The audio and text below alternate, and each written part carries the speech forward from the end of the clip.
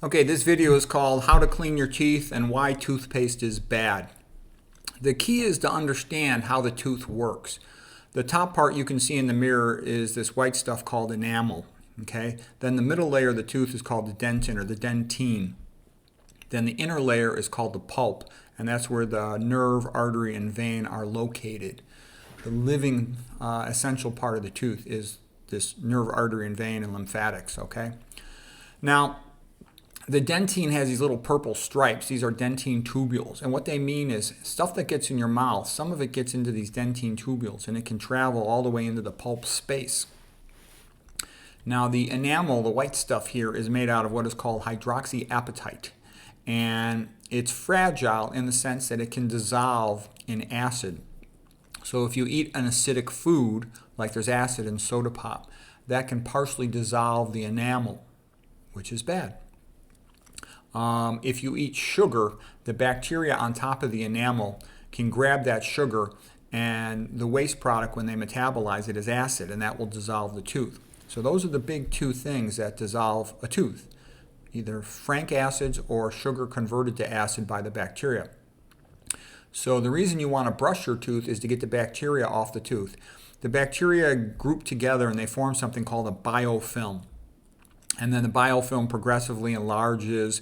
They even have something called quorum sensing, where they sense how many other bacteria are present, and they release more chemicals to grow this biofilm.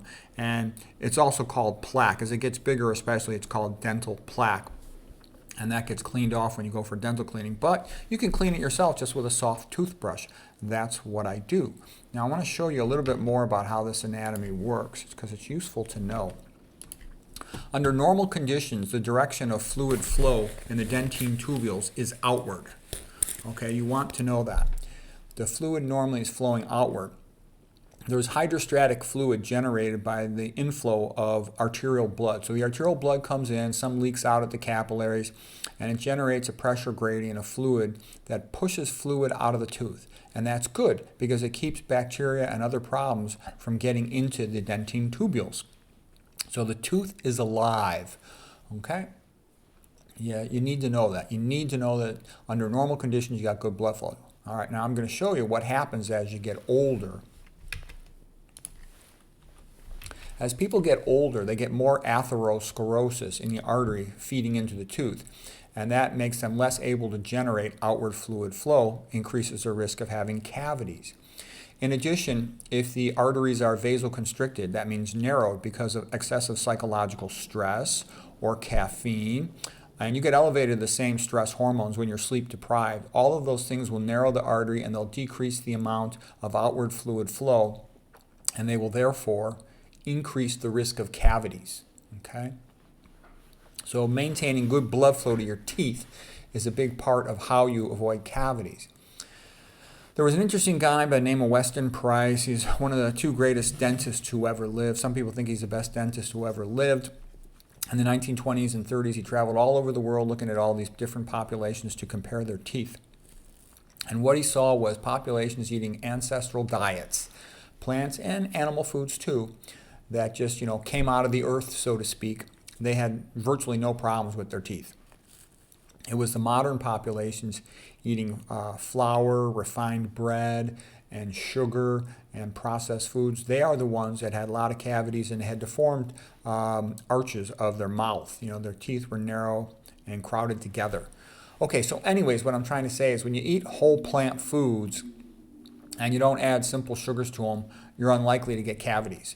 And soda pop's a terrible food because it's sticky, it sticks to the tooth, and it's acidic, full of acid, and it's full of sugar, and the sugar is converted by the bacteria. Starches are better food because the bacteria cannot, metabolize them that quickly, and they get down your throat into your stomach before the bacteria can convert them to acid and destroy your tooth.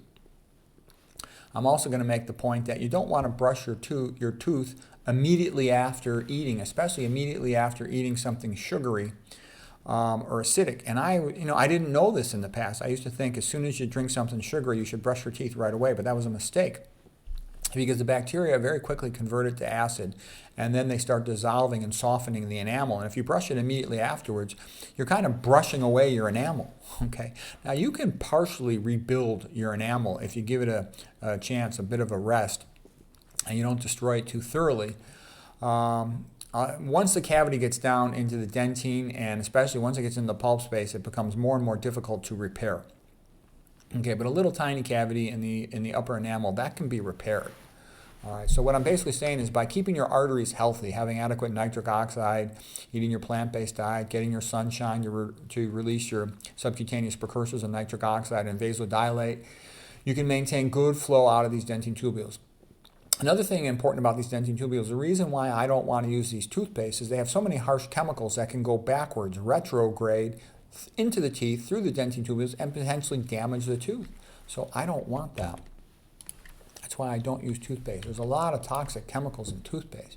Fluoride's a major toxin. Now, the theoretical benefit of fluoride is some people claim that it can combine with the hydroxyapatite of the enamel and strengthen it a little bit, make it a little bit more resistant to cavities. That's actually a controversial statement, though. There is a lot of studies showing that it has absolutely zero benefit to the teeth, and it's irrelevant, and that was just a made-up story based on bogus research. So if it has any benefit at all, it's a very small benefit. And I would actually tell you, any dentist that recommends you use fluoride, I would not trust them, okay? And that's going to be a lot of them, but most dentists don't really know what they're talking about. If you think I'm kidding, start studying dentistry, and you will see that I am understating that. Okay, it's a neurotoxin. It's it's toxic in numerous other ways. I've given multiple lectures about it. It's really bad. It forms complexes with aluminum, which is in tap water, and so is this in tap water. And they lower IQ, cause brain damage. They're damaging to the testicles. They're bad. It's real bad. Okay, let's see what else.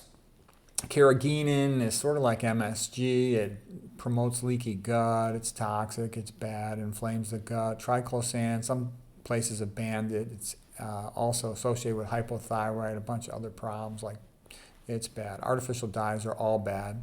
They often contain mitochondrial inhibitors, can give kids behavior problems, ADHD. Parabenzoic estrogenic preservatives are bad. Sodium lauryl sulfate, like a foaming agent. Surfactant can cause canker sores, irritates the mouth. It's cytotoxic to your cells. It's harmful. I don't want this crap getting in through my dentine tubules and damaging the center of my tooth.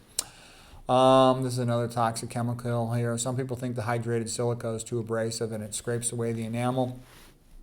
Propylene glycol is like antifreeze, toxic crap. Saccharin, carcinogenic, stevia is associated with significant health problems. You don't want this crap. Diethanolamine is a hormone disruptor. We know. All right, so anyways, let me show you a couple more things about this. This is this lead safe mama lady. Her website, you can go to leadsafemama.com, or actually you can look her up. Her name is Tamara Rubin. Her child got lead poisoning, a couple of her kids, I think, when she was a young mother, and she was pissed off about it. So she bought testing equipment to test for lead, mercury, cadmium, arsenic, and she tested all these toothpastes.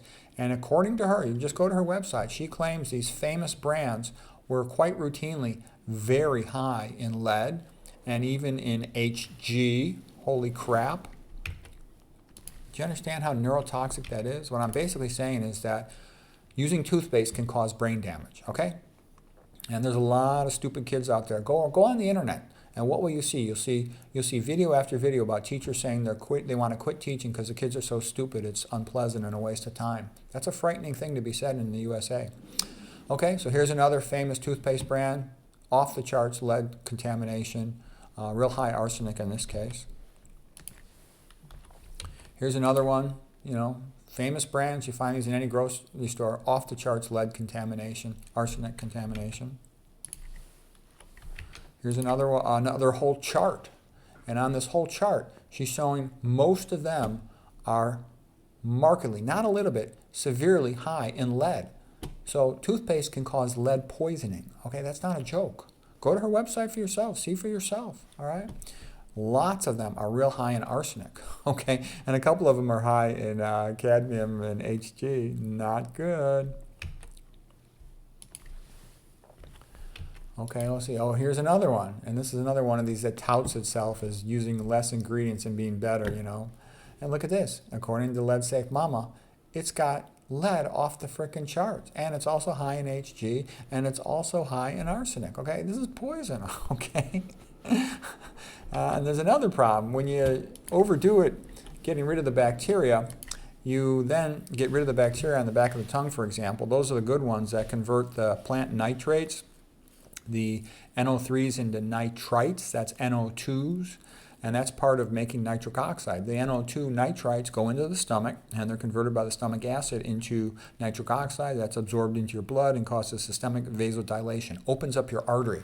So what I'm saying is these harsh toothpastes are routinely highly contaminated with lead, and the fluoride in them destroys the bacteria on the back of your tongue. So do fluoride mouthwashes.